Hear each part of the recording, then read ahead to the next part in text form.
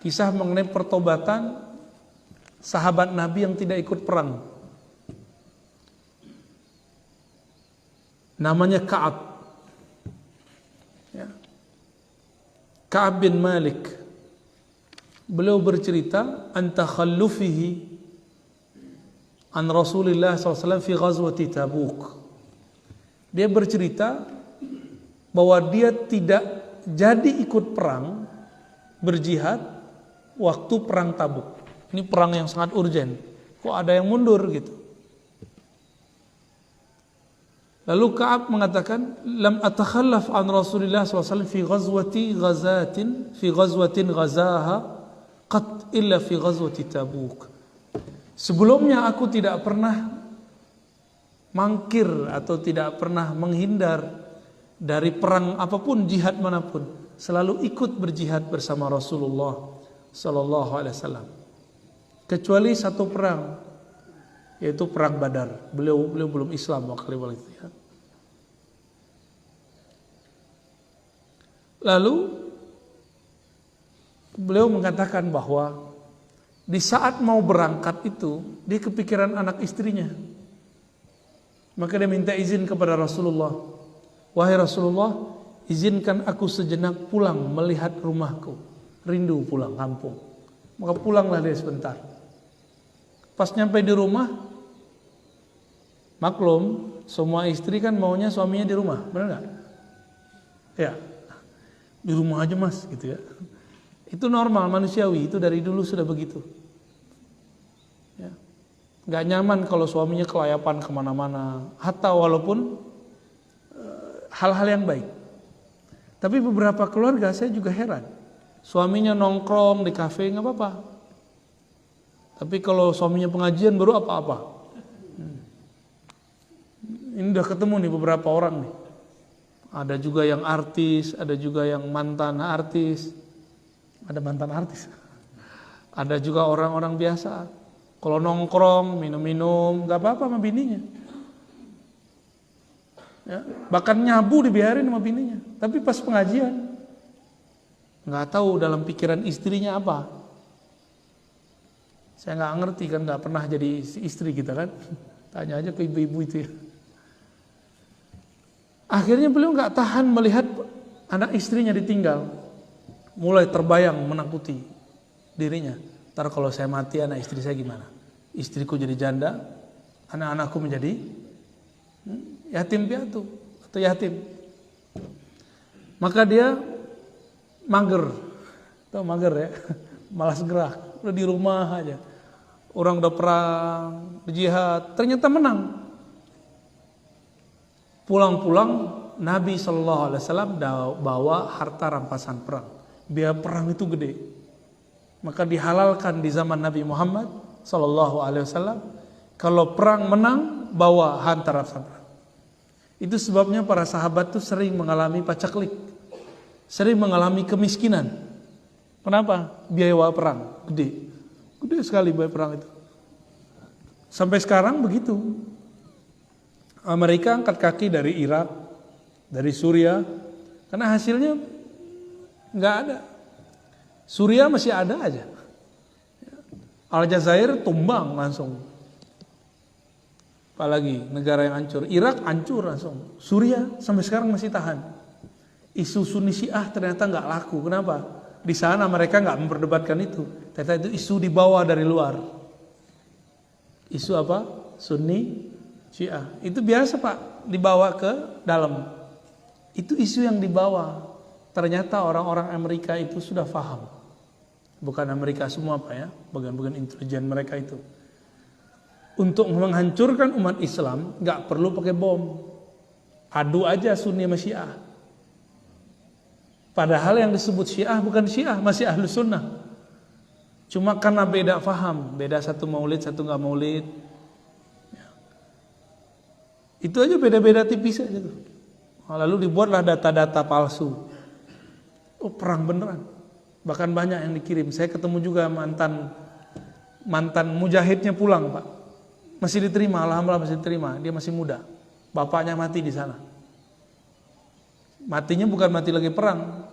Jadi mereka ini merindukan ada kekhalifahan di akhir zaman. Mendengar ada Islamic State, negara Islam di Irak, di bagian tertentu di Suriah, maka dia berangkat, dijual aset-asetnya. Sampai di sana ternyata tidak ada khilafah Islam yang dia lihat. Yang ada amburadul, yang ada rasis. Satu kali ada yang sakit di rumahnya itu, neneknya dibawa. Semua keluarga dibawa, berharap negara Islam membawa rahmat. Ternyata negara Indonesia ini sangat islami. Cuma sarungan, ya. Itu aja bedanya. Islami tapi pakai koplok, pakai kopiah hitam gitu, pakai kopiah-kopiah biasa. Islaminya ya beginilah Islami kita. Menurut dia negeri ini tadinya gak Islami, ternyata pulang dari sana dia merasa negeri ini sangat Islami. Jadi lagi sakit salah satu keluarga, ayahnya keluar cari obat. Sampai di luar ditembak. Tidak tahu siapa yang nembak. Pulang-pulang cuma namanya. Jadi udah sehari gak balik-balik. Keluarlah anaknya, ternyata bapaknya terkapar gak jauh dari situ. Udah mati. Nauzubillah min dzalik. Jadi kadang-kadang udah itu kan keluarga besar itu, bapak, ibu, anak. Selevel orang tua masih nggak mengerti bagaimana yang disebut negara Islam. Ya. Indonesia bagi saya termasuk negara yang sudah lumayan banyak lah Islaminya. Bapak ibu ini kalau nikah pakai KUA nggak? Ya, Islami nggak tuh? Urusan haji yang paling rapi di dunia itu negara Indonesia. Salah satunya. Malaysia juga bagus tuh ya. Tapi antri di Malaysia sebelum pandemi sudah 70 tahun. Kita antrinya masih 10 sampai 15 tahun sebelum pandemi. Sekarang saya nggak tahu deh. Ya, sekarang mungkin udah puluhan tahun kali. Dan mungkin kita nggak sempat kali Pak. Sebagian besar kita sudah meninggal duluan. Baru bisa pergi haji umroh. Jadi jangan berpikir negara disebut negara Islam belum tentu Islami. Negara Islam itu bukan nama. Islam itu satu sikap, ya, dan itu butuh proses yang panjang. Ya. Ka'ab ibn Malik pulang melihat, ya, bukan pulang ya, dia kemudian melihat Nabi SAW pulang membawa harta rampasan perang. Di saat itu ternyata ada 2 orang lagi yang nasibnya sama dengan dia. Mau perang, mau jihad, mampir ke rumah gak balik-balik. Ini ada 2 orang lagi, berarti dia berapa? Dia bertiga. Lalu ada 50-an orang yang tidak pernah ikut penataan perang, tapi datang bersama mereka bertiga. Berarti sekitar 53-an. Ini perkiraan angka-angka kita berdasarkan hadis ini. Yang 50 orang ini tidak ada perasaan malu. Jadi ketika datang Nabi bawa ghanimah, rampasan perang, itu ia meminta. Mereka meminta bagian. Minta bagian supaya diberikan harta rampasan perang, padahal nggak ikut perang. Apa kata mereka? Wahai Rasulullah, kami ini sakit, punggungku sakit, badanku sakit, kayak gitu. Oh, macam-macam buat alasan. 50 orang itu lebih. Mereka kemudian diberikan oleh Rasulullah kelonggaran dan diberikan harta rampasan perang. Tapi yang 3 ini enggak ngomong. Wahai Rasulullah, kami tidak ikut perang. Mohon ampunkan untuk kami. Alasannya apa? Enggak ada alasan, wahai Rasulullah. Polos. Yang bertiga ini polos. Kami tidak perang karena kami memang tidak perang, wahai Rasulullah. Jadi kata Ka'ab, itu yang 50 ternyata orang-orang munafik. Ternyata orang-orang munafik. Kalau lagi nggak berbuat apa, alasan banyak. Maka coba cek ya, ciri-ciri orang munafik itu banyak alasan. Jadi kita kalau salah aja, ya, nggak usah banyak macam-macam alasan. Salah katakan ya Rabb, asaituka.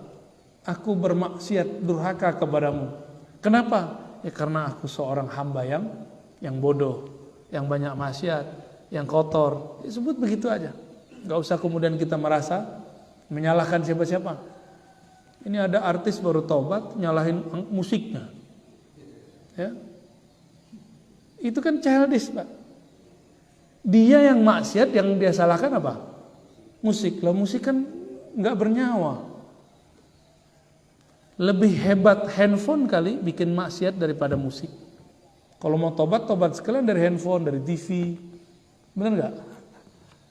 Yang bikin kita maksiat lebih banyak handphone kita. Ternyata itu cara menutupi aja. Ada sesuatu yang ditutupi.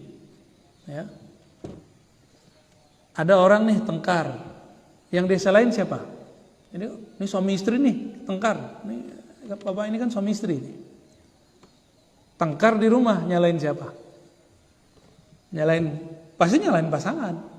Itu childish itu ya. Udah tua, udah berubah, masih nyarahin bini.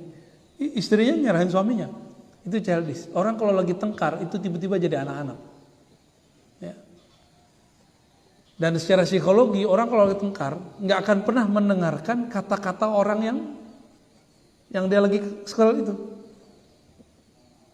Jadi nggak bisa masuk. Itulah dalilnya kenapa mesti ada orang ketiga. Ka'ab bin Malik mengatakan, lalu Nabi bersabda, ya sudah tunggulah ketentuan Allah kepada kalian bertiga. Adapun yang 50-an orang tadi seperti tidak ada masalah.